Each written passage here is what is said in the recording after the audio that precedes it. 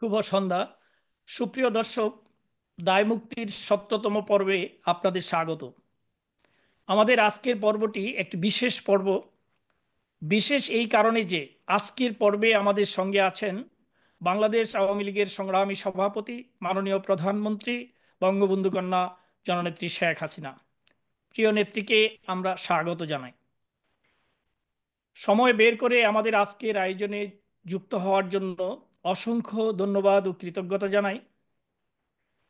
শুরুতে আমি গভীর শ্রদ্ধা ও কৃতজ্ঞতার সঙ্গে স্মরণ করছি বাংলাদেশের মহান স্থপতি, সর্বকালের সর্বশ্রেষ্ঠ বাঙালি, জাতির পিতা বঙ্গবন্ধু শেখ মুজিবুর রহমানকে। বিনম্র শ্রদ্ধায় স্মরণ করছি মহিয়সী বঙ্গমাতা শেখ ফজিলাতুন্নেসা মুজিব সহ 15 আগস্টের শহীদ ও শহীদ জাতীয় চার নেতা সহ সকল বীর মুক্তিযোদ্ধা, নির্যাতন নিপীড়নের শিকার মা বোন ও বীর শহীদকে, যাদের আত্মত্যাগের বিনিময়ে আজ আমরা স্বাধীন দেশের গর্বিত নাগরিক। প্রিয় দর্শক, আমাদের আজকের পর্বটি আরও একটি কারণে আমাদের কাছে বিশেষভাবে গুরুত্বপূর্ণ।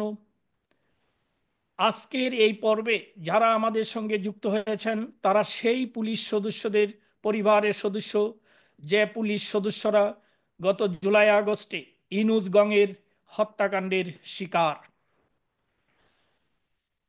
আপনাদের মনে আছে তথাকথিত আন্দোলনের তথাকথিত সমন্বয়ক হাসিব আল ইসলাম একটি বেসরকারি টেলিভিশনের টক শোতে বলেছিলেন, যদি মেট্রো রেলে আগুন না দেওয়া হতো বা যদি পুলিশের দের না মারা হতো, তাহলে বিপ্লব এত সহজে অর্জিত হতো না। অর্থাৎ মেট্রো রেলে আগুন দেওয়া, পুলিশ হত্যা সবকিছুই পূর্ব পরিকল্পনা মাফিক করা হয়েছে। বাংলাদেশ আওয়ামী লীগের সভাপতি, আমাদের প্রাণপ্রিয় নেত্রী বঙ্গবন্ধু কন্যা শেখ হাসিনা আজ আমাদের সঙ্গে আছেন। স্বাভাবিকভাবেই আমাদের আজকের এই পর্বটি বিশেষভাবে গুরুত্বপূর্ণ। আপনারা যারা আমাদের সঙ্গে যুক্ত হয়েছেন তারা শেষ পর্যন্ত আমাদের সঙ্গে থাকুন। আজ আমাদের সঙ্গে যুক্ত হয়েছেন শহীদ পুলিশ পরিবারের সদস্য জেসমিন সুলতানা। তিনি শহীদ নায়েক মোহাম্মদ গিয়াসউদ্দিনের সহধর্মিণী। তাদের বাড়ি নারায়ণগঞ্জ জেলার সোনারগাঁ থানার গৌচাট গ্রামে। রাব্বি আক্তার, তিনি শহীদ এএসআই মোহাম্মদ রফিকুল ইসলামের সহধর্মিণী, বাড়ি ঢাকা জেলার আশুলিয়া থানার কুনাপাড়া গ্রামে। আছেন সুলতানা রাজিয়া, তিনি পুলিশ পরিদর্শক শহীদ মোহাম্মদ রাশিদুল ইসলামের সহধর্মিণী। তাদের বাড়ি সিরাজগঞ্জ জেলার তারাস থানার নগাঁও গ্রামে। আরও আছেন সালমা সুলতানা, তিনি শহীদ এএসআই ফিরোজ হোসেনের সহধর্মিণী। তাদের বাড়ি গোপালগঞ্জ জেলার গোপালগঞ্জ সদর থানার গোপীনাথপুর গ্রামে। জেসমিন সুলতানা, রাব্বি আক্তার, সুলতানা রাজিয়া ও সালমা সুলতানা, আপনাদের স্বাগত জানাই আমাদের আজকের আয়োজনে। আমরা পর্যায়ক্রমে আপনাদের সবার কথা শুনব, তবে শুরুতেই বক্তব্য রাখবেন শোষিত, বঞ্চিত, নিপীড়িত মানুষের অধিকার প্রতিষ্ঠার বলিষ্ঠ কণ্ঠস্বর বাংলাদেশ আওয়ামী লীগের সংগ্রামী সভাপতি বঙ্গবন্ধু কন্যা জননেত্রী শেখ হাসিনা। বিসমিল্লাহ।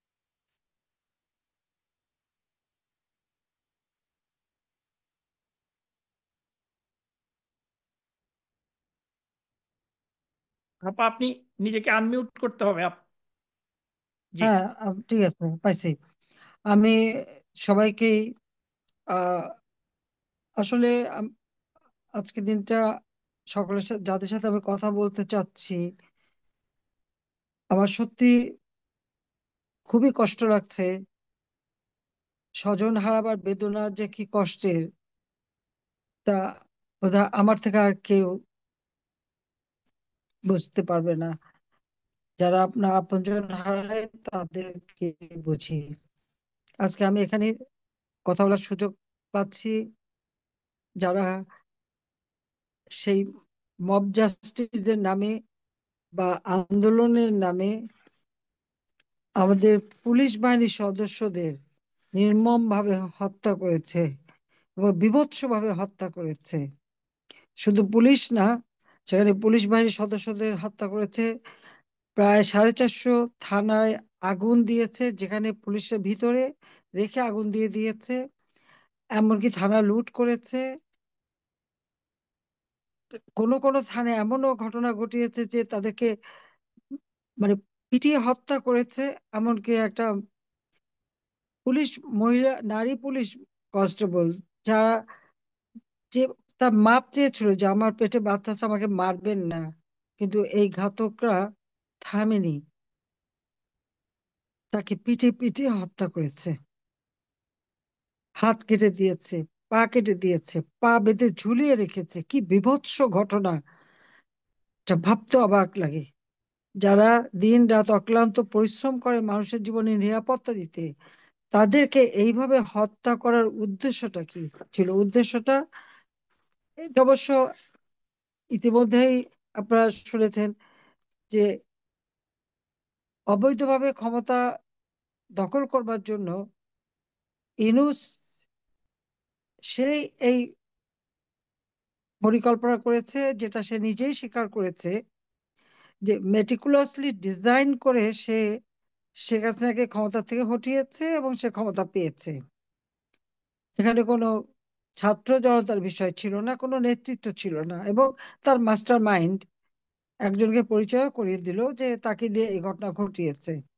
অর্থাৎ 7ই জুলাই থেকে আন্দোলনের নামে যে খেলা চলছিল, সেই 7ই জুলাই থেকে 14 জুলাই পর্যন্ত তো পুলিশ ছাত্রদের উপর কোনো আক্রমণ করে নাই, গরম পানি মারে নাই, সাউন্ড গ্রেনেড মারে নাই, বা তাদের উপর কোনো রকম জুলুম করেনি, বরং পুলিশ তাদেরকে সর্বতোভাবে সহায়তা করেছে। এমনকি যখন এই ছাত্ররা বঙ্গভবনে যেতে চেয়েছে, পুলিশ তাদেরকে সাথে গেছে এবং তাদের নিরাপত্তা দিয়েছে। অথচ সেই পুলিশকেই তারা প্রথম আঘাত করা শুরু করলো, এবং সে কথাটা আজকে ওদের মুখ থেকেই চলে এসেছে। আম, সে মোহাম্মদ ইউনূসের যে পালিত সন্ত্রাসী সমন্বয়ক হাসিব, সে কিন্তু একটা টেলিভিশনের ইন্টারভিউতে বলেছে, আমি কোট করছি, যে পুলিশ হত্যা না করলে আর মেট্রো রেলে আগুন না দিলে বিপ্লব সার্থক হতো না, আনকোট। তার মানে এই পুলিশ যে তারা হত্যা করেছে, এটা কিন্তু পরিকল্পিতভাবেই হত্যা করেছে। এবং মেট্রো রেল সহ বিভিন্ন প্রতিষ্ঠানে যে আগুন দেওয়া এবং লাশ ফেলা, এবং তাদের আন্দোলনের মধ্যে যতগুলি লাশ পড়েছে, সেগুলি যদি এখন কবর থেকে বের করে পোস্টমর্টম করা যায়, দেখা যাবে এখানে পুলিশ গুলি করে নাই, সেনাবাহিনী গুলি করে নাই, র্যাব গুলি করে নাই, বিজিবি গুলি করে নাই। সেখানে এমন এক রাইফেল ব্যবহার করা হয়েছে, বুলেট ব্যবহার করা হয়েছে, যে বুলেট, সেটা ইউনূসের যে উপদেষ্টা স্বরাষ্ট্র মন্ত্রণালয়ের দায়িত্বে ছিলেন সাখাওয়াত সাহেব, তিনি নিজেই একজন সেনাবাহিনীর লোক, কাজী অফিসার, তিনি জানেন। এবং তিনি সেই বুলেট দেখে বলেছেন এটা 7.62 বুলেট। এই বুলেট পুলিশ ব্যবহার করে না, বা আমাদের কেউ ব্যবহার করে না। কাজে সেই গুলিতেই তারা মারা গেছে। এবং যখন এটা মিছিলের মধ্যে তারা ছিল, সেখানে কোন পুলিশ ছিল অনেক দূরে, হঠাৎ একটা গুলি লেগে মারা গেল, সেটা কিভাবে হয়? আর আবু সাইদের ব্যাপারটা যদি আমরা বলি, তা বলছে পুলিশ গুলি করেছে। হ্যাঁ, পুলিশকে যখন আক্রমণ করেছে, পুলিশের পক্ষ থেকে কখন কোন পদক্ষেপ নেওয়া হবে সেই নির্দেশিকা পুলিশের কার্যক্রমের মধ্যেই দেওয়া থাকে, তাদের কার্যপ্রণালীতেই থাকে। সেটা আইনেও দেওয়া আছে যে কখন কোন অবস্থায় তারা কোন অ্যাকশনে যাবে। তারপরে আমাদের পুলিশ বাহিনী যথেষ্ট ধৈর্যের পরিচয় দিয়েছে তখন। আমি বলবো অনেক ধৈর্যের পরিচয় দিয়েছে, কিন্তু এই ধৈর্যের পরিচয় দিতে যেই তাদের উপরে আরো বেশি আঘাত। তো তাদেরকে পরিকল্পিতভাবেই হত্যা করা হয়েছে। এমনকি গণভবনে ডিউটি করতো, আমার ডিউটিতে যে পাইলট পুলিশ ছিল, যাত্রাবাড়িতে বাড়ি, তাকে সেখানে মেরে ব্রিজের কাছে ফেলে রেখেছিল। যখন এখানে ডিউটিতে আসে না, খোঁজ নিয়ে দেখা গেল যে তাকে ওখানে হত্যা করা হয়েছে। এইভাবে তারা পরিকল্পিতভাবেই মেরেছে এবং সে কথাটা তারা নিজেরা স্বীকার করেছে। এটাই হচ্ছে সব থেকে মানে দুর্ভাগ্যের বিষয়, যে তারা আন্দোলন করবে, তাদের কোনো কিছু নেই, তারা এভাবে মানুষ খুন করবে। এটা কোন ধরনের কথা? একদিকে আগুন দিয়ে জ্বালানো আর একদিকে লাশ ফেলা। আবার এই পুলিশ হত্যায় বিএনপির এক নেতা সিরাজগঞ্জের, সে বলেছে যে পুলিশকে মেরে নাকি কোমর ভেঙে দিয়েছে, যার জন্য আর পুলিশ কোনো কিছু করতে পারেনি। সে সাথে আর একটি দল, কোন এক ইসলামিক আন্দোলনের নেতা, সেও আবার বলেছে, দাবি করছে যে তারাই পুলিশ মেরেছে। তার মানে কি, যারা মানুষের জীবনে নিরাপত্তা দেবে তারাই হয়ে গেল এদের শিকার, তারাই হলো এদের মানে লক্ষ্যবস্তুতে পরিণত হয়েছে। সব থেকে দুর্ভাগ্য যে এনু যে ক্ষমতা নিল, 15 তারিখের থেকে যারা যে ধ্বংসযজ্ঞ শুরু করে দিল এই ছাত্ররা, সমন্বয়করা, এবং বিভিন্ন জায়গায় তারা জ্বালাও পোড়াও অগ্নিসন্ত্রাস, থানা আগুন দেওয়া, লুটপাট, বাড়ি ঘরে আগুন দেওয়া, ব্যাপকভাবে যখন শুরু করে দিল, পুলিশের উপর যখন আক্রমণ শুরু করে দিল, এরপর থেকে তো এই ঘটনা চলতেই থাকলো। আর কি দুর্ভাগ্যের বিষয়, যে যে পুলিশগুলিকে হত্যা করলো, আমাদের অগণিত আওয়ামী লীগ নেতা কর্মীকে হত্যা করেছে, 14 দলের নেতা, সাংবাদিক, সাংস্কৃতিক কর্মী, আইনজীবী, সব শ্রেণী পেশার মানুষের উপরেই তারা হামলা করেছে এবং হত্যা করেছে। সেখানে এতে কোনো বিচার হবে না। যাদেরকে হত্যা করেছে তাদের পরিবার বিচার চাইতে পারবে না। এদের দায় মুক্তি দেওয়া হয়েছে। দায় মুক্তি কেন দেওয়া হলো? যদি কেউ অন্যায় করে তার তো বিচার হতে হবে, তদন্ত হতে হবে।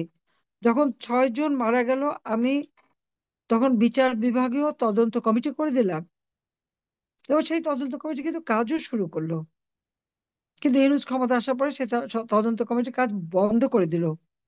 কিন্তু সে ক্ষমতায় এসেই কি বললো?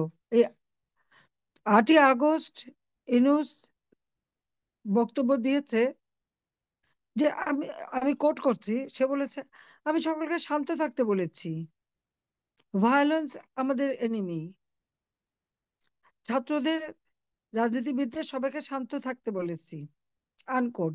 তার মানে উনি সবাইকে শান্ত থাকতে বলেন, আর এদিকে তারা খুন খারাপি অব্যাহত রেখে যায়। 14ই জুলাই থেকে 8ই আগস্ট পর্যন্ত হত্যাকাণ্ড ঘটেছে, সে একবার বলল না যে এই হত্যাকাণ্ডের সঙ্গে যারা জড়িত তাদের বিচার হবে। সে কথা কিন্তু সে বলে নাই। উনি খুব ভালো মানুষ সেজে সকলকে বেশ সবক দিলেন, শান্ত থাকতে বলেছি। উনি শান্ত থাকতে বলেন আর তার এই সন্ত্রাসী গ্রুপ হত্যাকাণ্ড চালিয়ে যায়। 15ই জুলাই থেকে যারা এই সমস্ত ঘটনা ঘটালো তাদের যে বিচার করা হবে সে কথা কিন্তু সে একবারও বলে নাই। অথচ আবার 8ই অক্টোবর 2024 সে কি বললো? বললো যে হত্যা ও মব জাস্টিস থামাতে পারা যাবে না। কেন থামাতে পারবেন না? যখন ক্ষমতা নিয়েছেন তখন অবশ্যই এই ধরনের অবিচার, অন্যায় বা কেউ যদি আইন হাতে তুলে নেয়, তাহলে থামানোর দায়িত্ব তো আপনার। অবশ্য উনি আবার এটাও বলছিলেন যে উনি রাষ্ট্র চালাতে ব্যর্থ, উনি তার কোনো অভিজ্ঞতা নাই, তিনি রাষ্ট্র চালাতে পারেন না। সে কথাটা তিনি অনেক আগেই বলেছিলেন।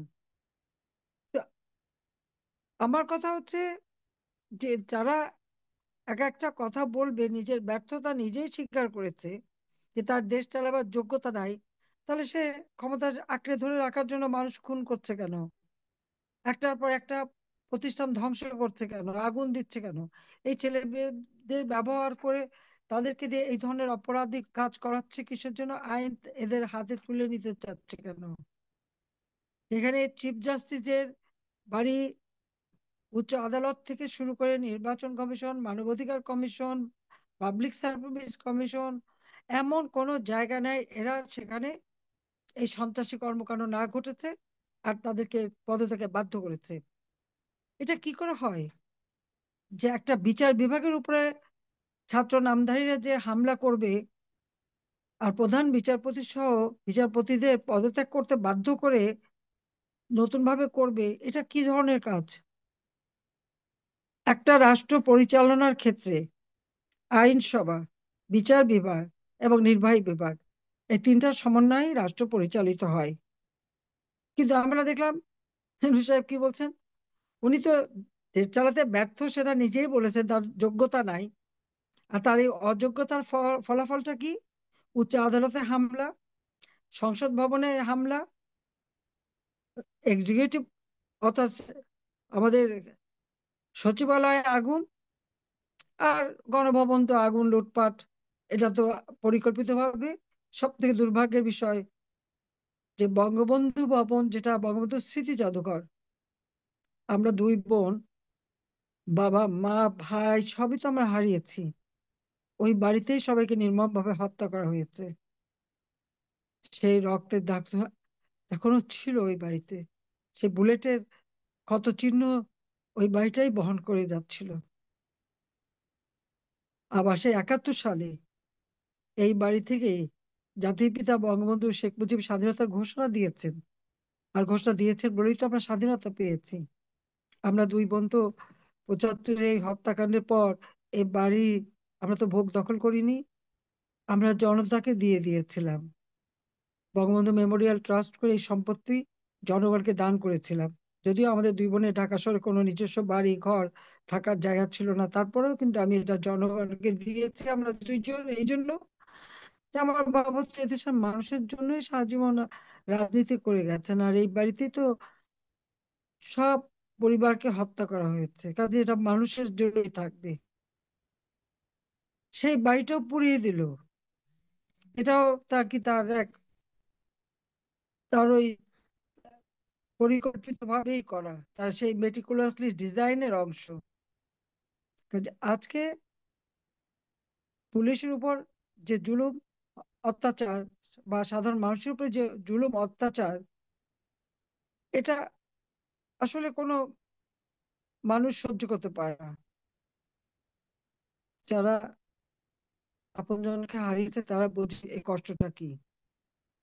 আজকে আমার প্রশ্ন, যিনি ক্ষমতা দখল করলেন তার কাছে, যে সেই 6 মাস পর্যন্ত ক্ষমতায়, অথচ এখনো দেশের মানুষের জীবনে নিরাপত্তা দিতে পারছেন না।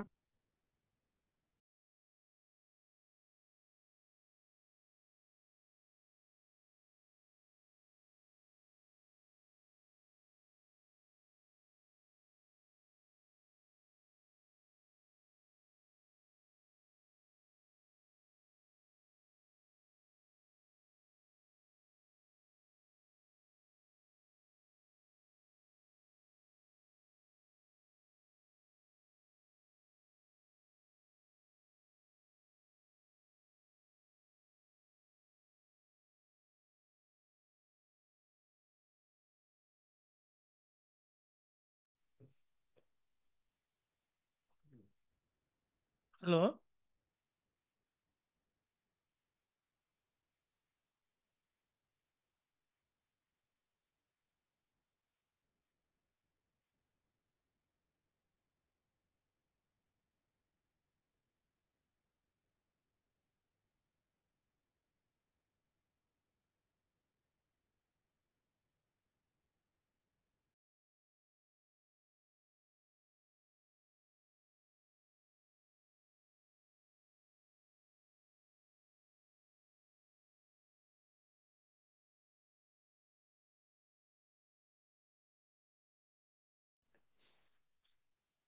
জি, মাননীয় নেত্রীর ওইখানে থেকেই সমস্যাটা হয়েছিল। উনি,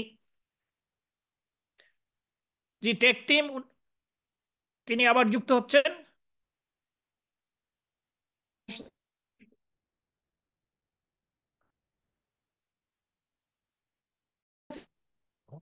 হ্যাঁ, জি জি, শোনা শুনতে যাচ্ছে। পাচ্ছি।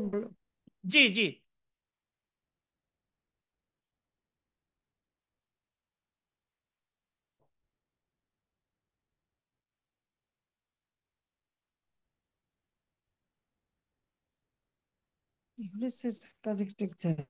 ঠিকই করতেছে। হ্যাঁ, আপনাকে শোনা যাচ্ছে।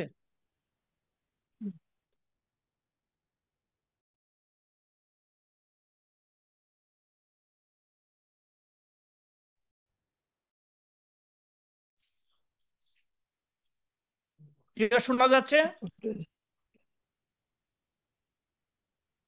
জি মাননীয় নেত্রী, আপনি, আপনাকে দেখতে পাচ্ছি আবার স্ক্রিনে, আপনি হ্যাঁ, শোনা যাচ্ছে। জি আমি তো শোনা, তোমাদের শোনা আওয়াজ যাচ্ছে, জি পাচ্ছি জি না। জি শোনা যাচ্ছে, আমি তো আপনার বক্তব্যের অপেক্ষা। জি হ্যাঁ, তোমাদের আওয়াজ পাচ্ছি না। জি, আমরা তো নজরুল, তোমাদের অপেক্ষা। আওয়াজ পাচ্ছি না আমি।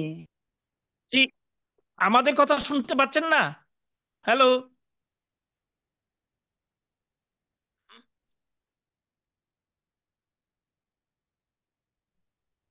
ওকে।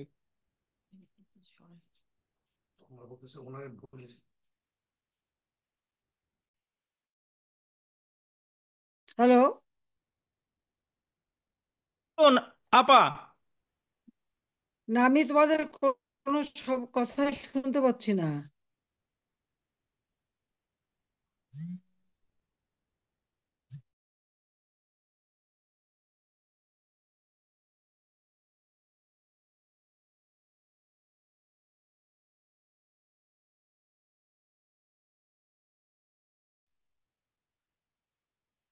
আমরা দেখতেছি, আপনি আপনি বলুন, কন্টিনিউ করুন।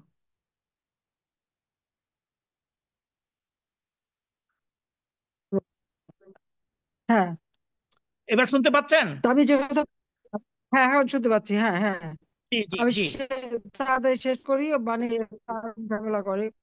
তা আমার এটাই কথা যে আজকে 6 মাসের উপরে হয়ে গেল ক্ষমতা দখল করে, এখন যদি সে আইন শৃঙ্খলা নিয়ন্ত্রণ করতে না পারে, এই মব জাস্টিস বন্ধ করতে না পারে, উল্টা আরো মানুষকে হয়রানি, অত্যাচার, নির্যাতন, এই, তারপরে আবার এখন শুরু হচ্ছে কি, অপারেশন ডেভিল হান্ট। কে ডেভিল? কাকে খুঁজছে সে? যারা পুলিশকে হত্যা করে, আওয়ামী লীগ নেতাকর্মী হত্যা করে, ছেলেকে না পেলে মাকে হত্যা করে, মাকে গ্রেপ্তার করে, ছোট 10 বছরের বাচ্চার সামনে এবং 3-4 বছরের বাচ্চার সামনে যে বাড়ির মধ্যে তাণ্ডব করে, এমনকি পুলিশ ডিউটি করতে পারে না, তাদের চেকিং করে তারা। এই ক্ষমতা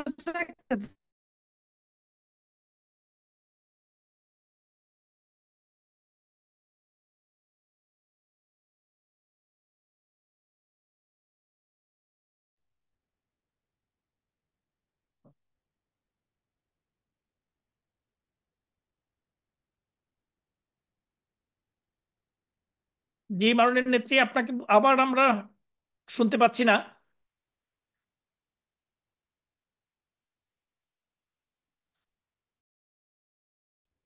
হ্যাঁ, শোনা যায়। জি শোনা যায়, শোনা যায়, বলুন। আচ্ছা আচ্ছা।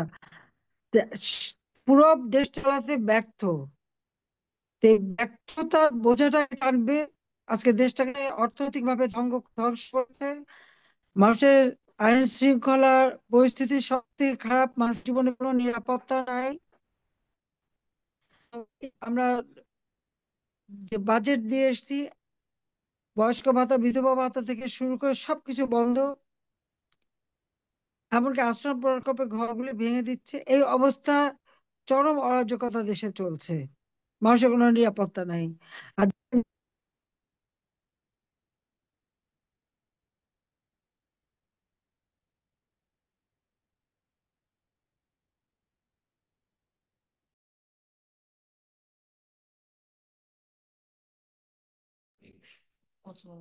জি আপা, আপনাকে যে শোনা যাচ্ছে, আমরা এই ইন্টারনেটে মনে হয় ওই দিক হ্যাঁ, থেকে বলো। একটু ডিস্টার্ব করতেছে।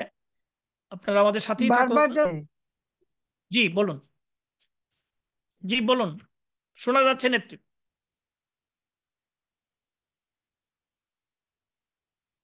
আপনাকে শুনতে পাচ্ছি আমরা।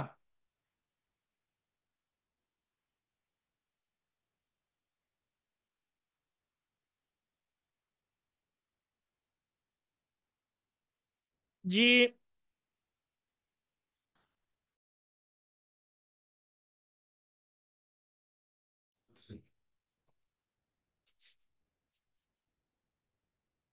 জি, আপনি শুনতে পাচ্ছেন আমাদের?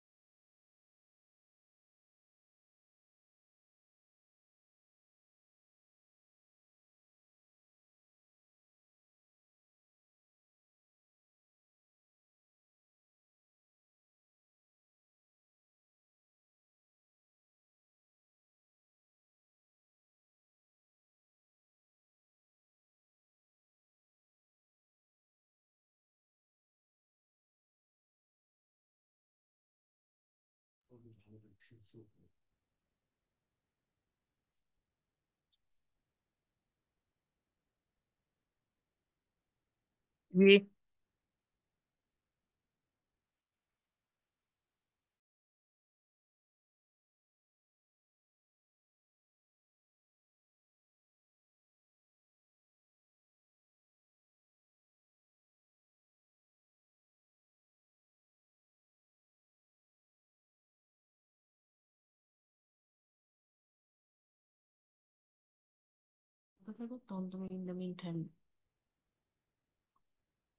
সুপ্রিয় দর্শক, আমার মনে হয় ওইদিকে ওনার ইন্টারনেটে একটু সমস্যা হচ্ছে।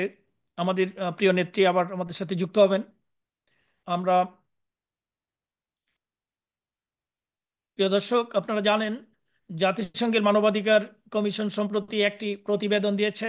সেই প্রতিবেদনে জাতিসংঘ আশঙ্কা প্রকাশ করেছে যে অন্তর্বর্তী সরকারের সময়েও দেশে মানবাধিকার লঙ্ঘনের ঘটনা ঘটছে। 5 আগস্ট পরবর্তী সহিংসতা ও জবাবদেহি চায় জাতিসংঘ। জাতিসংঘের সত্য অনুসন্ধান প্রতিবেদনে বলা হয়েছে, আগস্টের শুরু থেকে পরবর্তী সময়ে সহিংস মব, পুলিশ ও আওয়ামী লীগের নেতাকর্মীদের সহ বিভিন্ন ব্যক্তিকে লক্ষ্য করে হত্যাসহ গুরুতর প্রতিশোধমূলক কর্মকাণ্ড চালিয়েছে। এ সময় হিন্দু, আহমদিয়া, মুসলিম ও পার্বত্য চট্টগ্রামের ক্ষুদ্র জাতিগোষ্ঠীর সদস্যরাও মানবাধিকার লঙ্ঘনের শিকার হয়েছে। তাদের বাড়িঘরে হামলা করা হয়েছে এবং জ্বালিয়ে দেওয়া হয়েছে। মাজার, মন্দির সহ ধর্মীয় স্থাপনায় হামলা করা হয়েছে।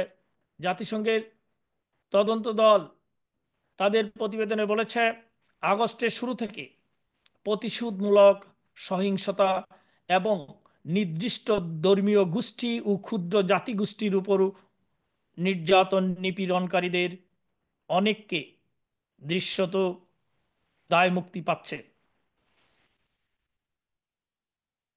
গত বছরের 14 অক্টোবর সরকার ঘোষণা দেয়, শিক্ষার্থী ও জনতা যাদের কারণে গণ অভ্যুত্থান সফল হয়েছে তারা কোনো বিচার, গ্রেপ্তার ও হয়রানির সম্মুখীন হবেন না। আমরা আমরা এখন এই শহীদ পুলিশ পরিবারের সদস্যদের কথা শুনবো, কেমন কাটছে তাদের দিন, দায়িত্ব পালন করতে গিয়ে যারা জীবন দিলেন, কেমন আছেন তাদের পরিবারের সদস্যরা।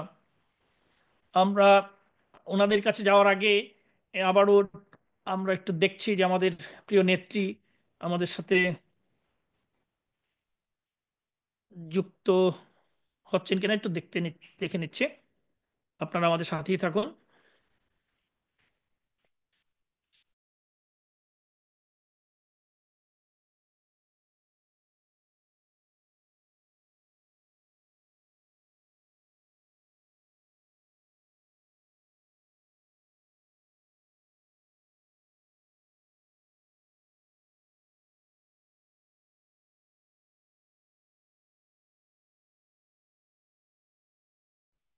আমাদের প্রাণপ্রিয় নেত্রী এখন আমাদের সাথে আবার যুক্ত হয়েছেন। না, যে আমি প্রিয় নেত্রী। এসো, জি। নজরুল, তুই প্লিজ, জি। আমি যাদের সঙ্গে কথা বলতে চাইছি তাদেরকে দাও। আমি সেটা বেশি জি, আমি ইম্পর্টেন্ট, বক্তব্য পরে আমি দিতে যাচ্ছি। পারবো। জি, আমি আমি ওনাদের সঙ্গে যাচ্ছি। কথা বলবো, হ্যাঁ। নাও। আমরা শহীদ পুলিশ পরিবারের সদস্যদের কথা শুনবো, কেমন কাটছে তাদের দিন, দায়িত্ব পালন করতে গিয়ে যারা জীবন দিলেন, কেমন আছেন তাদের বলে ফেলতে পরিবারের সদস্যরা। শুরুতেই বলবেন মোহাম্মদ ও ইউনূস। এখানে কথা বলবো। মেট্রিকুলার্স হ্যাঁ, ডিজাইনের মাধ্যমে তার দূষরদের দিয়ে গত বছর 19 জুলাই যাকে পিটিয়ে 7 পায়ের রক কেটে নির্মমভাবে খুন করে, তারপর যাত্রাবাড়ি থানাস্থ ঢাকা চিটাগাং হাইওয়ের রায়েরবাগ ফ্লাইওভারে ঝুলিয়ে ঝুলন্ত লাশের নিচে আগুন ধরিয়ে দিয়ে লাশটিকে সে বলতে পোড়াচ্ছিল ইচ্ছে করেছে। সেই শহীদ নায়েক মোহাম্মদ গিয়াসউদ্দিনের সহধর্মিণী জেসমিন সুলতানা। জেসমিন সুলতানা, আপনি বলুন।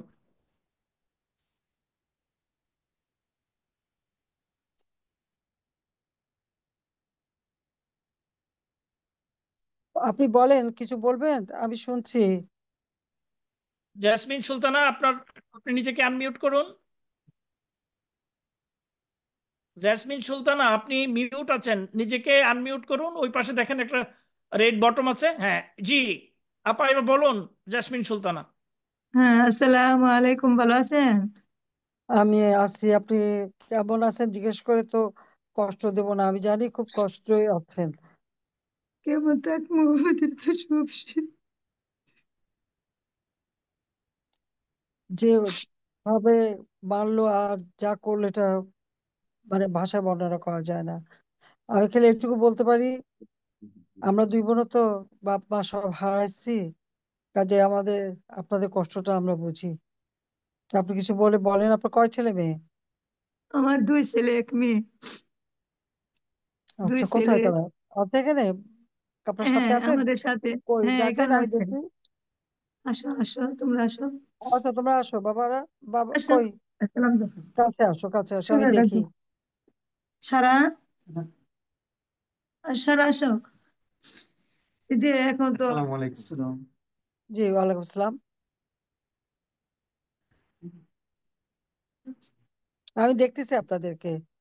ও ছোট্ট মেয়ে। হ্যাঁ, মেয়েটা ছোট, সবার ছোট হয়েছে মেয়েটা। সবার ছোট, মেয়েটা তো হ্যাঁ। বাবার জন্য অনেক কাঁদে।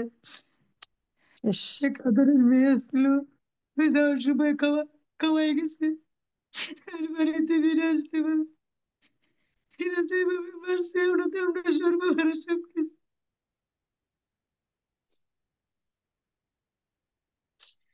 এরকম তো পরিস্থিতি যায় না কা, কালো হইয়া কিরকম হয়েছে, মনে হয় যে চিনে যে গেল না, কিছু চিনতেই পারলাম না। মানুষের ভাবে জীবন হত্যা করে না। এখন তো আমাদের কেউ নেই। আমাদের কেউ জিজ্ঞাসা করতে আসলো না। একদিনে বললো না যে কিভাবে মারছে, কি করছে এরা। কেউ কোনোদিন আসে না, খোঁজ খবর নিতেও আসে না। আমি তিনটা বাচ্চা নিয়ে চলতেছি।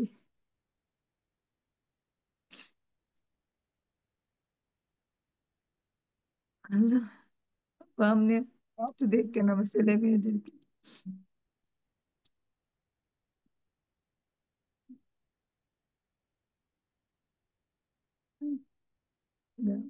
আমি আমি জানি না আমি কি ভাষায় সান্ত্বনা দেবো, তো এটুকু কইতে পারি যে আমি আছি।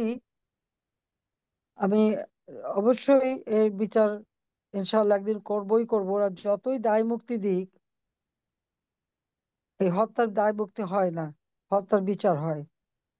আমার বাবা মা ভাই, তিন ভাই, তার সবাইকে যখন হত্যা করেছিল, তাদেরকেও দায় মুক্তি দেওয়া হয়েছিল। কিন্তু আমি আল্লাহর রহমতে এসে তাদের বিচার করেছি ইনশাল্লাহ। এই পুলিশ হত্যার বিচারও আমরা করব একদিন, খালি দোয়া করে আমি বিচার করব। আর আমি সবসময় দোয়া করি বাচ্চাদের দেখাশোনা করেন, যা দেখে আমি আমার সাধ্যমতো চেষ্টা করব যে আপনাদের পাশে দাঁড়াবো। আমাদেরও তো সব নেতাকর্মীর বিরুদ্ধে মিথ্যা মামলা দিয়ে হয়রানি, যে কেউ যে দাঁড়াবে, দেখা দেখা করবে, কেউ তো নাই। আমাদের তো প্রায় 400-500 নেতা কে হত্যা করেছে, প্রায় 3-4 হাজার এখন তাদেরকে গুম করে ফেলছে, জানিও না তাদেরকে গ্রেপ্তার করছে শুনছি, কিন্তু কোনো হদিস আত্মীয় স্বজন পাচ্ছে না। এরকম অরাজকতা, এত অন্যায়, এত অবিচার আল্লাহ সইবে না। এইটাই। তোমরা বাচ্চারা মার পাশে থাকো, মাকে সবসময় দেখে রাখবে, ঠিক আছে?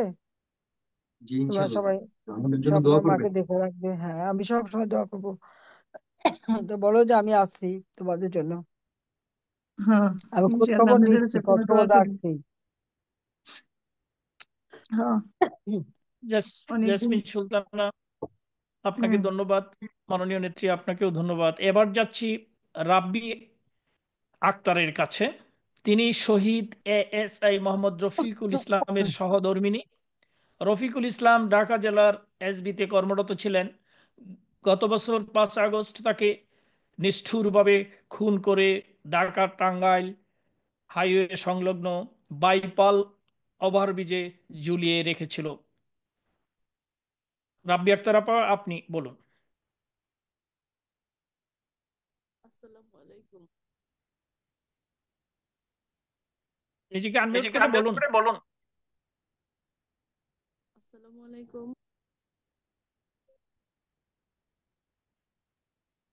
জি, আপনি বলুন, একটু জোরে বলুন। হ্যালো, আসসালামু আলাইকুম। আপনার কিছু বলবেন? হ্যাঁ, বলেন। আমি হাসিয়ে গেছি এরকম হচ্ছে। কি বলবো, বলার তো আর ভাষা নাই। যে হারিয়ে গেছে তার তো আর আমি খুঁজে জানি। এখন দুটা, একটা ছেলে আছে একটা মেয়ে আছে। যে মেয়ে আমার কোলে, অনেক হুম। ছোট। বাবা কি জিনিস বুঝবে না বা কখনো পাবেও না, বোঝার আগেই হারিয়ে গেছে। এখন আমরা চাই যারা মারছে ওদের যাতে বিচার হয়, ছেলে মেয়েরা যাতে স্বাচ্ছন্দ্যে বড় হতে পারে, ওরা যাতে নিশ্চিন্তে যাতে জীবনযাপন করতে পারে, সেই দিকটা দেখবেন। আমরা চাই নিশ্চয়ই। তো ছেলে কোথায়? ছেলে কাছে আছে? না, ছেলে কাছে নাই, ছেলে আমার আম্মুর কাছে থাকে, স্কুলে পড়ে ও তো আচ্ছা। আমার আম্মুর কাছে।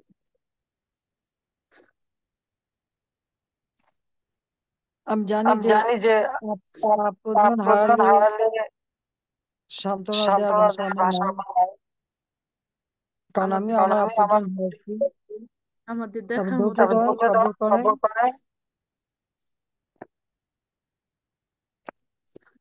একদিন এটা বিচার করবে।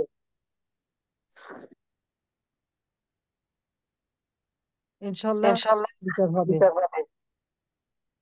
আর ছেলে মেয়ে যাতে মানুষ করতে পারেন, তার জন্য আমার পক্ষ থেকে যা দরকার আমরা করবো। তো একটু সময় লাগবে। ওদের জন্য দোয়া করবেন যাতে ওরা মানুষের মতো মানুষ হইতে পারে। হ্যাঁ, নিশ্চয়ই দোয়া করি। ভালো থাকেন। আল্লাহ সবর দিক, সেই দোয়া করি।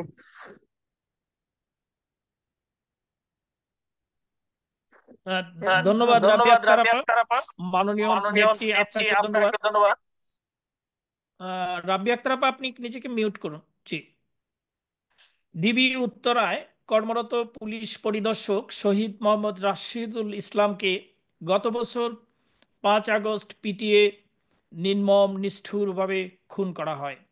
খুনিরা রাশিদুল ইসলামের মৃতদেহ উত্তরা পূর্ব থানার সামনে গাছে ঝুলিয়ে রেখেছিল, যার পবিত্র রক্তে উত্তরা পূর্ব থানার সামনে রাজপথ রঞ্জিত হয়েছিল। আমরা এখন ওই বীর শহীদ মোহাম্মদ রাশিদুল ইসলামের সহধর্মিণী সুলতানা রাজিয়ার কথা শুনবো। রাজিয়া আপা, আপনি বলুন।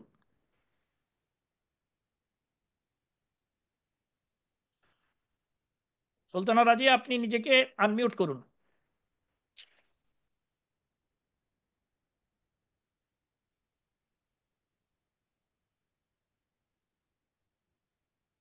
সাথে কেউ আছে সহযোগিতা করার? সুলতানা রাজিয়া,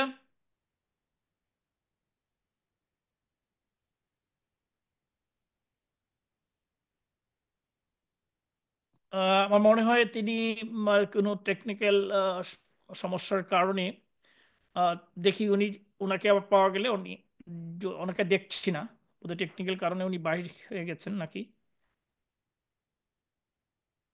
আমি এবার যাচ্ছি, এবার বলবেন শহীদ এএসআই ফিরোজ হোসেনের সহধর্মিণী সালমা সুলতানা।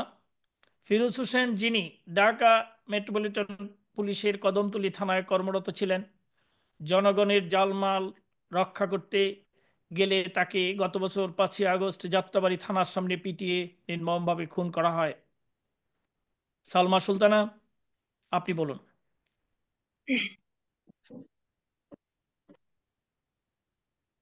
আসসালামু আলাইকুম। হ্যাঁ, ওয়ালাইকুম আসসালাম। কেমন আছো বোন?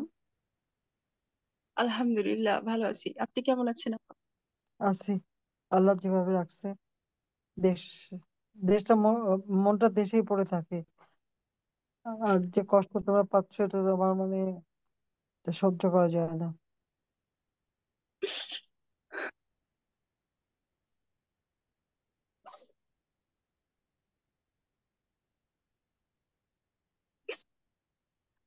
আসলে আমি কিভাবে শুরু করব আপা, কোন দিক দিয়ে শুরু করব নিজেই বুঝতে পারছি না।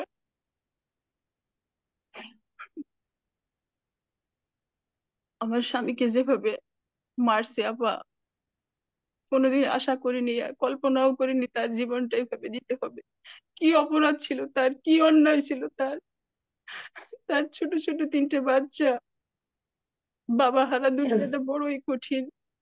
যেমন স্বামী হারা দুনিয়াও কঠিন। আপনি তো স্বজন হারিয়েছেন, আপনি জানেন সন্তান হারানো কত কষ্ট, প্রিয়জন হারানো কত কষ্ট। এই পৃথিবীটা আমার কাছে, আমার সন্তানের কাছে পুরো অন্ধকার। একা জীবন অনেক কষ্টের। যে আমার সংসারের, আমার পরিবারের প্রিয় মানুষ ছিল, তাকে আমরা হারিয়েছি। আমি আমি বলতে আমার খুব কষ্ট হয়। আমি নিজেকে কন্ট্রোল করতে পারি না আপা। আজ আমি আমার সন্তানের বাবা, এক সময় আমি মা। আমি কখনো আগে ঘর থেকে বের হতাম না, এখন আমি রাস্তায় পুরুষের সাথে ধাক্কা খাই, আমি বাইরে যাই, আমাকে বাজার করতে হয়, আমাকে সব কিছু করতে হয়। আমি, আমার কপালে ছিল, আমি আপনি করবো ধৈর্য ধরেন, সবর করেন। এটা ওদের তো শহীদ মৃত্যু। আর আজকের বিচার হবে না, সেই দায় মুক্তি দেয়। কি করে দায় মুক্তি দেয়? একটা মানুষকে মেরে ফেললো পিটাতে পিটাতে, আর সেই আসামিরা শাস্তি পাবে না? এটা কথা হলো? এটা কোন দেশ? কি করছে সে কি জানি না আমি। আপনার আপা। বাচ্চারা আমার কোথায়? বাচ্চাদের দেখি, বাচ্চাদের আনেন। বাচ্চা আছে, আসো বাবা পাশে। আসো, তোমরা আসো। কই? আমি অবশ্য দেখতে পাচ্ছ না, কিন্তু আমি তোমাদের দেখছি। ও, দেখো। ফুটফুটে তিনটা বাচ্চা। আসসালামু আলাইকুম ওয়া রাহমাতুল্লাহি ওয়া বারাকাতুহু। আসসালামু আলাইকুম। ওয়ালাইকুম আসসালাম রহমতুল্লাহ বরকাতু। তোমাদের জন্য আমি দোয়া করি, তোমরা ভালো থাকো, মার সাথে থাকো, মাকে দেখে রাখো। আমি জানি যে আজকে বাবা নাই, এবং যেভাবে হত্যা করা হলো এটা কিন্তু কল্পনাও করা যায় না। আমার তো বাবা মা সবাইকে, আমার তিন ভাই, আমার ছোট ভাইটা মোটে 10 বছর, তাকেও খুন করে ফেলছে। আর সেই বাড়িটাও ভেঙে পোড়ালো, এখন বাড়িটা ভেঙেও ফেলে দিল, ওইটুকু স্মৃতি নিয়েছিলাম, সেটাও গেল। কিন্তু তোমাদের যে কষ্ট আমার আমি বড় জানি, কষ্ট আমি আপা। বুঝি। হ্যাঁ, তোমাদের কষ্ট আমি আমরা বড় বুঝি। হতভাগা, হতভাগা নারী। যে নারী তার স্বামীর মৃত্যুর সময়ও কাছে থাকতে পারলো না, জানতে পারলো না একটু তখন কেমন কষ্টে মৃত্যুবরণ হয়েছে। পানিও হয়তো বা তার কপালে জুটি নেই আপা। কত না, কষ্টের মৃত্যুর যন্ত্রণা। আমার স্বামী 5 তারিখে মারা যায়, আর আমি 6 তারিখে তার সংবাদটা পাই, এবং ইস, তাকে বুঝে পাই 7 তারিখে, এবং তাকে দাফন করি 8 তারিখে। 4টা দিন তাকে এভাবেই রাখা হয়। আর আমার খুবই কষ্ট আপা। আমি আমার ভিতরের কষ্টগুলো জানাতে চাই। আমি এই হ্যাঁ সাগরের বলো। মাঝখানে পড়ে আছি আপা।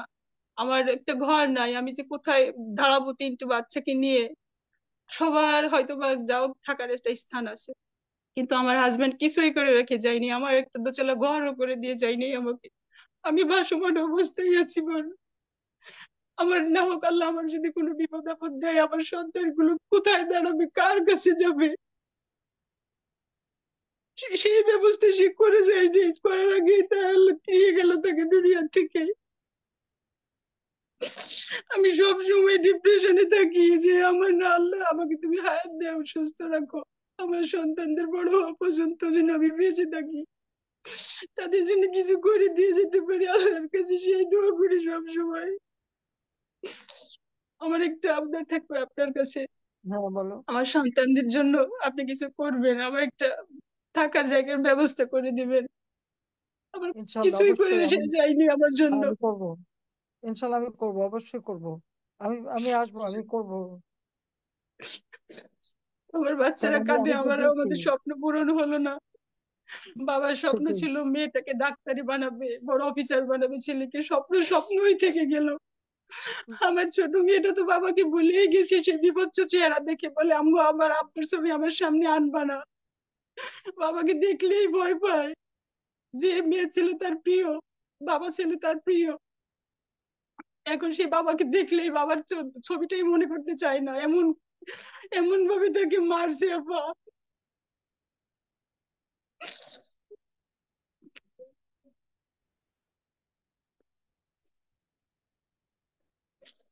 যদি একটা থাকার ব্যবস্থা হতো আমার, আমি সব একটু নিশ্চিন্ত থাকতে পারতাম। আপা প্রিয়জনকে হারিয়ে কেউ কখনো শান্তিতে থাকতে পারে না। সারা জীবন এই কষ্টের জ্ঞানে আমাকে টানতে হবে যতদিন আমি বেঁচে থাকবো। আমি গতকাল রাত্রি আবার রাত 2টা পর্যন্ত আমি সজাগ, আমার দু চোখে ঘুম আসে না। তুমি ধৈর্য ধরো বোন, মনে জোর আমি রাখো। আমি সহ্য করতে যে পারি ছেলে না কি আপা পড়ে? আমার। ছেলে কোন ক্লাসে পড়ে? তোমার ছেলে কোন ক্লাসে পড়ে? আমার ছেলেটা সে এবার হেফজে কমপ্লিট করছে, আর মেয়েটা এসএসসি আ- পরীক্ষা দেবে, বড় মেয়েটা ও দেখাশোনা মনে। পরীক্ষা দেবে এসেছে, আচ্ছা। জি আর জি ছোট জি। জন কি সুন্দর ছোট পুতুলের মতো। জন ক্লাস ওয়ানে ওয়ানে পড়ে। ছোট আচ্ছা, মেয়েটা কান্না করে বলে যে আম্মু তুমি এখন গোস্ত কেন ছোট করো, মাছ কেন ছোট করো, আমার আব্বুই তো ভালো ছিল। আমার আব্বুকে আমি কবে দেখবো, কবে কথা হবে, আমি এখন কাকে আব্বু বলে ডাকবো আর আব্বুকে কি বলে ডাকবো? সবার বাবা আছে, আমার কেন বাবা নাই? বড় মেয়েটা কান্না করে। আমি ওদের ওদের তো বুঝাইতে পারি না, না ওদের চিন্তা করবো, না আমি, না ওদের তুমি ভবিষ্যতে। কি করে বুঝো বলো?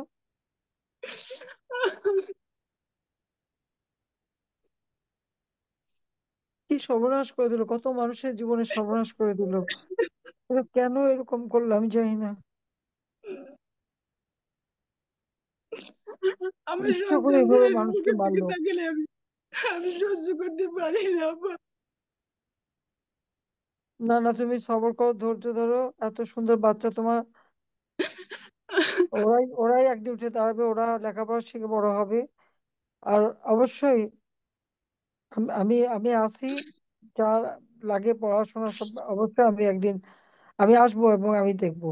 ওরা তো আমারও মেরে ফেলতে চাইছিল কোনো মতে, কেন আল্লাহ কিভাবে বাঁচালো, বারবারই তো বাঁচায় দিচ্ছে। সেই 21 আগস্ট গ্রেনেড হামলা থেকে, কোটলিপার কি বিশাল বোম ফুটলো, সেখান থেকে খোদা তো বাঁচায় রাখে। তা আল্লাহ যখন বাঁচায় রাখছে আমাকে, আমাকে যে বাঁচিয়ে রাখলো, আমার তো মনে হয় আমার হাত থেকে নিশ্চয় কোনো একটা ভালো কাজ আল্লাহ করায় নেবে আমাকে দিয়ে। সেই জন্য আল্লাহ আমাদেরকে বাঁচালো। কাজে ইনশাল্লাহ ভাইয়া, আমি আমি দোয়া তোমাদের জন্য করি যা আপনি যা যেখানেই লাগবে থাকেন দেখবো। ভালো থাকেন। সব সময় আপনার জন্য আমার না, আমি দোয়া আছি থাকবে। আছি বাবা, সবসময় তোমাদের জন্য চিন্তা করি। এই জন্য আমি আমাদের পার্টির লোক বলছিলাম তোমাদের সাথে যোগাযোগ করতে, কে কোথায় আছে একটু খোঁজ নিতে। আমি তো বুঝি, কারণ আমরা তো এরকম সেই 75 সালে যখন সব হারালাম, দুই বোন আমরা, সেই এতিম এসি হয়ে গেলাম, না ঘর না বাড়ি না নিজের দেশ। আবার এখন সবকিছু ভেঙে গুড়িয়ে শেষ। এমনকি আমার স্বামীর বাসাটা সেটাও ভেঙে দিছে, রান্নার বাসাটা সেটাও লুট করে নিয়ে গেছে, আগুন দিয়ে সব পোড়ানো, এবং ইট টিটও খুলে নিয়ে চলে গেছে। তোমাদের মতো আমাদেরও কোনো থাকার জায়গা নেই, কিচ্ছু নাই। তারপরেও মানুষের যে কষ্ট, সেই কষ্টটাই আমি দেখি। আমাদের দিন তো চলে যায়, কিন্তু এই যে তোমাদেরকে এইভাবে একটা মানুষকে পিঠে মারা কি সোজা কথা? এরা কি অমানুষ? এদের মধ্যে মনুষ্যত্ব বোধ নাই? ওটাকে আল্লাহ এমন এদের ভাবে বিচার মারছে, করবে, আল্লাহ দাঁত এদের গুলো, বিচার করবে। মুখটা পুরো এই বিকৃত করে ফেলেছে, দাঁত উঠে ফেলে যাবা দেখা যায় না। আমার মেয়ে, ছোট মেয়েটা তো বাবাকে দেখতেই ভয় পায়, বলে কি ছবিটা সরাও মামনি, আমি দেখতে চাই না। না না না, আমি সব ছবি দেখছি তো, আমি লাস্টটা দেখছি, এটা প্রতিবাদও করছি। আমি তো এনকোয়ারি কমিটিও করে দিয়েছিলাম। আমি জজ সাহেবরে দিয়ে কমিটি করছিলাম যে যাদের এভাবে মারছে এগুলি তো ইনকোয়ারি করা হোক। সে তো কাজ করতে দেয়নি। যে এখন যে ক্ষমতা আছে ইউনূস তো এই ইনকোয়ারি করতে দেয়নি, বন্ধ করে দিচ্ছে এবং তাদেরকে মাফ করে দিচ্ছে, দায় মুক্তি দিয়ে দিচ্ছে, এদের বিচার হবে না। এটার কথা হলো নাকি? এই দায় মুক্তি সে দেয় কে? সে কিভাবে? সে তো জোর করে ক্ষমতা দখল করছে, সে অস্ত্র দিয়ে অর্থ দিয়ে ক্ষমতা দখল করে বসে এদেরকে সব মাফ করে দেয়। তাকে যে এই পুলিশ মারে মানুষ মারে তাকে ক্ষমতা আনছে, এইটাই তাতেই সে খুশি। কাজে এদের আর বিচার করবে না। কিন্তু বিচার হবে, আমি তোমাদের বললাম, আল্লাহ ইচ্ছে বিচার হবে। আমার বাবা মা ভাই বোনদের যারা হত্যা করছে তাদেরও দায় মুক্তি দিছিল, কিন্তু আমি দেশে ফিরে এসে আইন করে তাদের বিচার করছি। ইনশাল্লাহ এই হত্যারও বিচার আমি করব, আমি তোমাদের কথা দিলাম। দোয়া করি। আমি আর বিচার আপনি করবো। আমার আর জন্য একটু ব্যবস্থা করবেন। সবার হয়তো বাড়ি আমি গাড়ি থাকার জায়গা আমি আছে, আমি কিন্তু আমি আমার অবশ্যই করবো, নিশ্চয়ই করব। আম- আমার দেশের বাড়িতে একটু ঘরও নাই আপা। আমার মনে অনেক কষ্ট আপা, অনেক কোথায় যন্ত্রণা বাড়ি, আপা। কোথায় দেশের কোন কোথায় বাড়ি কোথায়? গোপালগঞ্জ আপা। গোপালগঞ্জে? জি। কোন জায়গা? গোপীনাথপুর। ও, আচ্ছা। হ্যাঁ ঠিক আছে, আমি খবর হ্যাঁ নেবো, আমি তো আমি মনে খবর নেবো ওই দেখে। হ্যাঁ হ্যাঁ, আর জি জি আমাদের লোকজন, পার্টির লোকরা তো কেউ ঘরে থাকতে পারে না, তাদের ব্যবসা বাণিজ্য বন্ধ, ঘরবাড়ি পোড়ায় দিচ্ছে সব। যে অত্যাচার, তা তো সীমাহীন। তারপরেও আমি ওদেরকে বলবো খোঁজ নিতে, খবর নেবে নেবে সবাই, চিন্তা করো না। আমি যখন বেঁচে আছি, হ্যাঁ আমি আপু, থাকলে আমার আমি বাসায় করবো। আমার বাসায় অলরেডি কিছুদিন আগে এই সাংবাদিকরা গিয়েছিল যে আমার ঘর হ্যাঁ, খুঁজে পাইনি ইন্টারভিউ নেওয়ার জন্য। পরে আমি আর কি আমাদের পুলিশ সদস্য ভাইদের সাথে যোগাযোগ করছি যে আমি ইন্টারভিউ দিতে চাই না। যখন আমার পাশে দরকার ছিল ওই সাংবাদিকদের, যে ওরা যদি ছবিগুলো পোস্ট করতো হাজারো বোন তার স্বামীকে ফিরে পাইতো, এখন আমাদের পাশে সাংবাদিক প্রয়োজন নাই। আমি ইন্টারভিউ দিতে চাইনি। আমি আমাদের কল্যাণ সমিতিতে জানাইছি পুলিশ ভাইদের, পরে বলছে যে হ্যাঁ আপনি আপনি যদি না চান তাহলে আপনি বলবেন যে না আমি এখন আপাতত কিছু বলতে চাই না, আপনাদের যা প্রয়োজন হয় আমাদের কমিটি আছে সেখানে গিয়ে আপনারা জানতে পারেন। তা আমি চাইনি অলরেডি তারা মানে, তারপরও আমার গ্রামের বাড়িতে গিয়ে খোঁজ নিচ্ছে মানে আমার কি আছে না না আছে ইন্টারভিউ নেওয়ার জন্য। কিন্তু আমার তো কিছুই নাই, আমার স্বামীর কোনো ঘর খুঁজে পাইনি। পরে আমি বললাম আপনারা, আমি না বলার সত্ত্বেও কেন গিয়েছেন? পরে বললো যে আপা আসছিলাম, ভাইয়ের কবর জিয়ারত করলাম। কিন্তু মানে দেখলো যে আমার তো কোনো একটা ঘর, একটা দুচালা, যে আমার সন্তানকে নিয়ে আমি দাঁড়াবো আপা, সেই ব্যবস্থাও সে করে যায়নি। আমি কি করব? আমি তো সেই চিন্তায় সব সময় অসুস্থ হয়ে থাকি আপা। আমার সব আছে, আমার কিছু নাই। আমি যদি এখন মরে যাই, আমার এই তিনটে সন্তান সাগরের ভিতরে ডুবে মরবে, কেউ তখন ওদের পাশে থাকবে না। আজ আমার স্বামীকে হারাইছি, আমার ওদিকে স্বজনরা সবাই মুখ ফিরাই নেয়, অর্ধেক মানুষ আমার থেকে মুখ ফিরাই নেছে। আমার একটা ভাসুর থেকে বিদেশে, সেও যোগাযোগ করে না। সবাই মানে যখন সে বেঁচে ছিল সবাই ছিল, এখন তার পাশে কেউ নাই, তার তো সন্তানদেরও খোঁজ নেয় না। আর আমি যখন মরে যাব আমার তিনটে সন্তান তো একদম শ্যাওলার মতো ভেসে বেড়াবে। না না, তোমার বেঁচে থাকতে হবে তো, বাচ্চাদের জন্য বেঁচে থাকতে হবে, আর ধৈর্য ধরতে হবে, মনে সাহস রাখতে হবে। ঠিক আছে? তো আমার দোয়া নিও। আমি ঠিক আছি আছে। তো তোমাদের, আমি অবশ্যই আমি দেখবো কতটুকু কি করতে পারি, করব আমি। যদি আমাদের সবকিছু জ্বালায় পড়ায় শেষ করে দিচ্ছে, ব্যাংক ট্যাঙ্ক সব বন্ধ, কোনো কিছু করার উপায় নেই, সব বন্ধ করে দিচ্ছে। আমরা একটা ট্রাস্ট করছিলাম, সেখান থেকে সবাইকে সাহায্য করতাম, সেটাও বন্ধ করে দিচ্ছে। তারপরে ইনশাল্লাহ, আল্লাহ যখন বাঁচা রাখছে, আমি দেখবো, তোমাদের চিন্তা করো না, আমি আছি। আচ্ছা আমি চাই আমার সন্তানদের ভালো থাকার জন্য ভালো পরিবেশে আপনি আপনারা গোপালগঞ্জে ওদের একটা থাকার ব্যবস্থা করে দেবেন, এই হ্যাঁ, আবাদটা করে আপনার দেবো, কাছে থাকবে। নিশ্চয়ই আমি করবো। ঠিক আছে, চিন্তা আহ, করো না। ঠিক আছে আপু। হ্যাঁ, তো সালমা তোমরা ভালো সুলতানা থেকো। আপনাকে ধন্যবাদ। আচ্ছা। মাননীয় নেত্রী আপনাকে ধন্যবাদ। আমরা দেখতে পাচ্ছি যে আমাদের ওই যে সুলতানা রাজিয়া আপা, যিনাকে আমরা মিস করছিলাম, তাকে আমি দেখতে পাচ্ছি। সুলতানা রাজিয়া আপা, আপনি নিজেকে আনমিউট করে কথা বলুন। তিনি বীর শহীদ মোহাম্মদ রাশিদুল ইসলামের সহধর্মিণী রাজিয়া সুলতানা। আপনি নিজেকে আনমিউট করুন।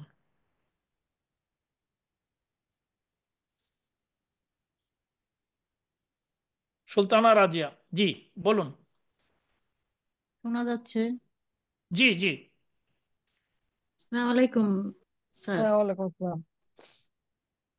আমি কি বলে শুরু করবো আমি বলতে পারছি না। তাহলে এতটুকুই বলবো যে এই পৃথিবীতে আমি নিঃস্ব হয়ে গেছি, আমার বলার ভাষা নেই। জোর করে এইভাবে হত্যাকাণ্ড করে, আমি একা পড়ে আছি, কি করব বলেন?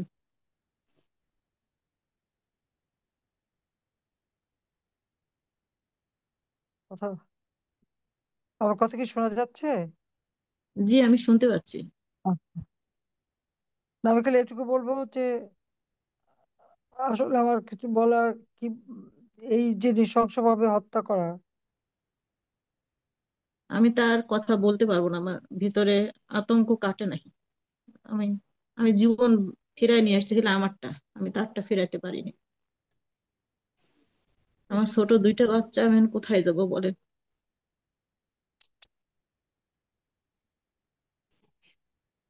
বাচ্চারা আমার কোথায়? বাচ্চা, আমি তাকে কি নিয়ে ভবিষ্যৎ গড়ে দেবো বলেন? আমার চাকরি নাই, আমি শিক্ষিত হয়ে এখন পর্যন্ত কোনো চাকরি পেলাম না, আমি কোথায় যাব বলেন?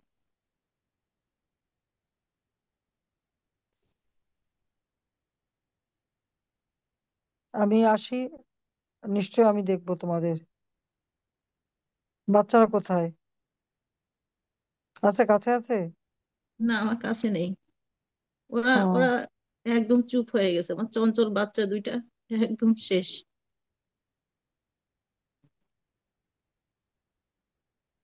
এইভাবে যে কত মানুষের ক্ষতি করলো, তো বলার ভাষা নাই। তারপর আবার এর বিচার হবে না। আমার বাচ্চারা সরকারের না পক্ষ খেয়ে থাকে হলো। সরকারের পক্ষ থেকে কোনো সাহায্য করে নাই? সরকারের এখনো পুরাপুরি পাইনি আমি। তো কাল ভোরে তো বলতেছে যে কত বলে শহীদদের সবাইকে টাকা দিচ্ছে, কি দিচ্ছে, কত টাকা তুলছে।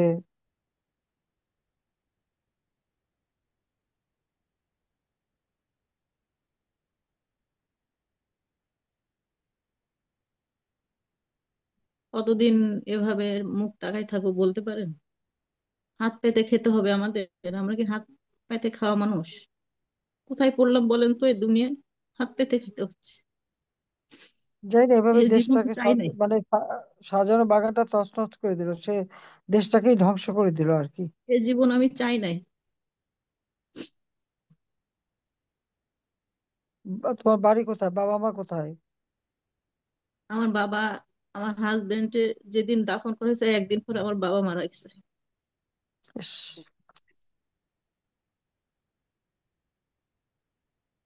মানে এই শোকটা নিতে পারে নাই।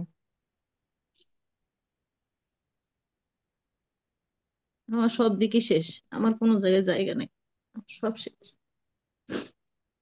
আমরা আছি তোমার কাছে, তুমি চিন্তা করো না। তো বাড়ি কোথায়? রাজশাহীতে। কোন জায়গা? রাজশাহী উপজেলা? কোর্ট ওখানে।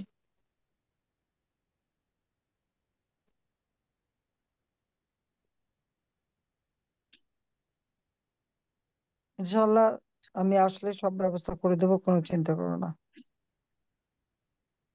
আহ, সে আশায় থাকলাম। হ্যাঁ, সবর করো, আল্লাহকে ডাকো। বাচ্চাদের মানুষ করতে হবে তো। কি দিয়ে মানুষ করবো বলেন তো? হাত পেতে? না পেতে না, নিশ্চয়ই একটা ব্যবস্থা করা হবে। আমার হাজবেন্ড তো আমার ব্যাংকে একটা টাকাও রাখে নাই, এক টাকাও নাই। ইস, আমি শূন্য হাতে পড়ে আছি। এক টাকাও নাই। সব শেষ। সে এক টাকাও রেখে যায় নাই। সৎভাবে জীবনযাপন করছে ফ্যামিলিকে দিয়ে, আমি নিঃস্ব। এখন আমি ওদের কেউ হয়ে হয়ে উঠতে পারলাম না। শেষ।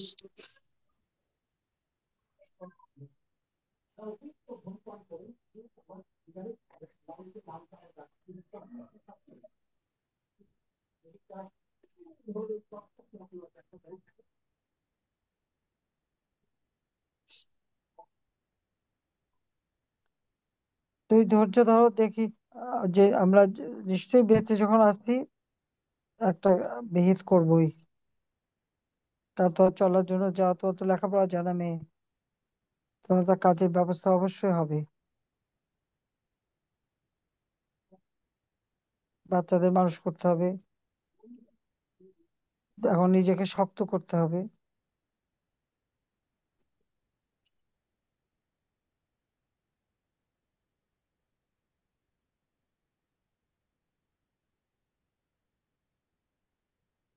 জি, তাহলে আমরা হ্যাঁ, ধন্যবাদ সুলতানা রাজিয়া আপা, আর ধন্যবাদ মাননীয় নেত্রী।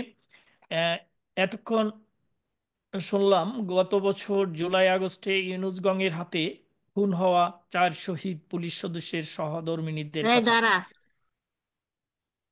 জাতিসংঘ বলেছে অন্তর্বর্তী সরকারের জবাবদিহি নিশ্চিতের লক্ষ্যে যেসব তথ্য জাতিসংঘের তদন্ত দলের পক্ষ থেকে চাওয়া হয়েছিল সেগুলো সরবরাহ করা হয়নি। আওয়ামী লীগ সমর্থক বা পুলিশ কর্মকর্তাদের উপর প্রতিশোধমূলক সহিংসতার ঘটনার মোট কতজন গ্রেপ্তার করা হয়েছে সে বিষয়ে এখন পর্যন্ত কোনো সামগ্রিক পরিসংখ্যান প্রকাশ করেনি সরকার। আওয়ামী লীগের নেতাকর্মী, পুলিশ, ধর্মীয় ও ক্ষুদ্র জাতিগোষ্ঠীর মানুষের উপর সংগঠিত অপরাধের দ্রুত ও স্বাধীন তদন্ত নিশ্চিত করতে বলা হয়েছে প্রতিবেদনে। এতে বলা হয়, এসব ঘটনায় জড়িত অপরাধীদের মধ্যে যাদের পরিচয় জানা গেছে তাদের বিচারের আওতায় আনতে হবে। বিচারহীনতা ও প্রতিশোধের চক্র থেকে মুক্তির জন্য জবাবদিহি প্রতিষ্ঠায় সমন্বিত উদ্যোগ নিতে হবে। প্রিয় দর্শক এবং আজকের পর্বে অংশগ্রহণকারী, আপনাদের উদ্দেশ্যে এখন আবার কথা বলবেন বাংলাদেশ আওয়ামী লীগের সংগ্রামী সভাপতি, আমাদের প্রাণপ্রিয় নেত্রী, বঙ্গবন্ধু কন্যা, দেশরত্ন জননেত্রী শেখ হাসিনা। আমি এই এইমাত্র যাদের সঙ্গে কথা বললাম এবং তাদের যে দুরবস্থার কথা আমি শুনলাম, এটা সত্যি খুব বেদনাদায়ক। এইভাবে নির্মমভাবে হত্যা করা, আর যারা মানুষের নিরাপত্তা দেবে তাদেরকে হত্যা করা, এই পুলিশ হত্যা। এবং তারপরে এই প্রত্যেকটা পরিবার আজকে মহা বিপদে। তারা তো কিভাবে বাঁচবে ভবিষ্যতে? এই বাচ্চাগুলির ভবিষ্যৎটা কি? অথচ এই পর্যন্ত সরকারের পক্ষ থেকে তো কোনো কিছু করাই হয়নি, উল্টো আরো যারা এই হত্যাকাণ্ডের সঙ্গে জড়িত তাদেরকে দায় মুক্তি দেওয়া হয়েছে। মানে বিচারহীনতা। এই বিচারহীনতার কালচার থেকে দেশকে বের করে আনতে হবে এবং ইনশাল্লাহ এদের বিচার একদিন হবে হবে, এটা আমি বিশ্বাস করি। এইভাবে অন্যায়ভাবে মানুষকে হত্যা করা এবং এর প্রতিবাদেই আমাদের সংগ্রাম চালাতে হবে। আর এই যে সরকার এই ধরনের মানুষ হত্যা করে এবং হত্যাকারীদের লালন পালন করে এবং জঙ্গি সন্ত্রাসীদের ছেড়ে দিয়ে তাদেরকে নিয়ে দেশটাকে আজকে একেবারে জঙ্গির দেশে পরিণত করেছে, একের পর এক মানবাধিকার লঙ্ঘন করে যাচ্ছে। এই পুলিশকে যেভাবে নৃশংসভাবে হত্যা করেছে, এর থেকে বড় মানবাধিকার লঙ্ঘন আর কি হতে পারে? এবং এই ইউনূস, সে এই মানবাধিকার লঙ্ঘনের দায়ে সে দায়বদ্ধ, কাজী একদিন তার বিচারও বাংলাদেশে হবে। এই মানবাধিকার লঙ্ঘনের দায়ে তার বিচার করা হবে ইনশাল্লাহ। এবং আমি একটু বলবো যে আমাদের যারা একটু, আমি জানি আমাদের সবাই খুব কষ্টে আছে, তারপরেও এই পরিবারগুলি, এই বাচ্চাগুলি এবং আরো তো বহু পুলিশ মারা গেছে, তাদের সকলের খোঁজ নেওয়া। এবং যখন আমি দেশে ফিরতে পারবো ইনশাল্লাহ প্রত্যেকটা পরিবারের যা যা লাগে সব সহায়তা আমি দেব, আর হত্যাকারীদের বিচারও করব। বোধহয় ওই জন্যই বোধহয় আল্লাহ বাঁচিয়ে রেখেছে আমাকে, সেটাই আমি মনে করি। কাজী আমি এটুকু তাদেরকে কথা দিতে পারি যে এই ধরনের অপরাধে যারা জড়িত, ষড়যন্ত্রের সাথে জড়িত এবং এখন পর্যন্ত দেশকে যারা জঙ্গির দেশে পরিণত করে একের পর এক মানবাধিকার লঙ্ঘন করে যাচ্ছে, তাদের বিচার বাংলা মাটিতে হবে। এবং আগামীকালের যে হরতাল এবং আন্দোলন, সেটাকে সফল করবার জন্য আমি আহ্বান জানাচ্ছি সবাইকে যে এদের বিরুদ্ধে সকলকে এখন সংগ্রাম করতে হবে, যাতে দেশটা এই রাহমুক্ত হতে পারে, বিচারহীনতার কালচার থেকে বেরোয় আসতে পারে, মানবাধিকার লঙ্ঘনের যে পদে পদে ঘটনা ঘটছে তার থেকে মানুষকে যেন মুক্তি দেওয়া যেতে পারে, দেশের মানুষের শান্তি আসবে, আস নিরাপদে তারা চলতে পারবে, সেই ব্যবস্থাটাই করতে হবে। এবং এটা এই সরকারকে দিয়ে হবে না, কারণ যে ক্ষমতায় যে বলে যে দেশ চালানোর আমার কোনো অভিজ্ঞতাই নাই, তো তাকে দিয়ে দেশ কিভাবে চলবে? যে মানুষ হত্যা করলে আর মানবাধিকার লঙ্ঘন করলে তাদের শাস্তি দেয় না, বিচার করে না, সে মানুষের কি কল্যাণ করবে, মানুষের কি মঙ্গল করবে? সব ভুয়া মিথ্যা কথা বলে বেড়াবে আর অপরাধীদের নিয়ে দেশটাকে ধ্বংস করবে। কাজে আমি সকলকেই বলবো যে এই অন্যায়ের প্রতিবাদ করতে হবে এবং এই রাহুর হাত থেকে দেশটাকে মুক্ত করতে হবে, এই জঙ্গি ইউনূসের হাত থেকে দেশটাকে মুক্ত করতে হবে। বাংলাদেশের জঙ্গিবাদ চলবে না, এইভাবে মানুষ হত্যা, পিটিয়ে হত্যা, এই জঘন্য ঘটনা যারা ঘটিয়েছে তাদের আমি তীব্র ভাষায় নিন্দা জানাই। আর আল্লাহ রাব্বুল আলমিনের কাছেও দোয়া করি যে যারা এইসব ধরনের জঘন্য ঘটনা ঘটিয়েছে তাদের জন্য বিচার হয়। সবাই ভালো থাকেন, সুস্থ থাকেন। জয় বাংলা, জয় বঙ্গবন্ধু। প্রিয় নেত্রী, আপনাকে অসংখ্য ধন্যবাদ ও কৃতজ্ঞতা। আমরা জানি বাংলাদেশ ও দেশের মানুষের কল্যাণ কামনায় আপনার প্রতিটি মুহূর্ত কাটে। আপনার নির্দেশনা আমাদের পাথেও আপনার নেতৃত্বে বাংলাদেশ অবিলম্বে নতুন করে জেগে উঠবে। আমরা সেই সুবর্ণ সময়ের অপেক্ষায়। সুপ্রিয় দর্শক, আজ এ পর্যন্তই। জয় বাংলা, জয় বঙ্গবন্ধু, জয় শেখ হাসিনা, বাংলাদেশ চিরজীবী হোক।